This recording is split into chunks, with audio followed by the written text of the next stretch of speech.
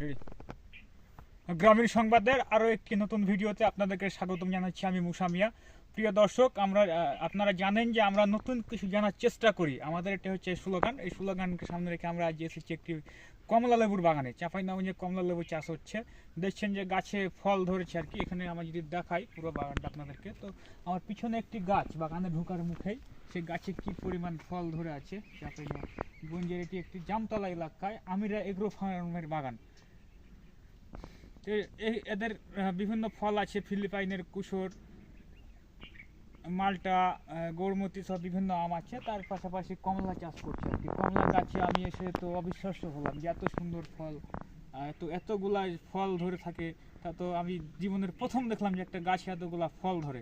এর আগে অন্য অন্য ফসল বিভিন্ন জায়গায় দেখিয়েছি আপনাদের, তো আজকে আপনাদেরকে দেখাবো কমলা চাষের বিষয় আর কি, যে বাগানটা ঘুরে দেখাবো আমিরা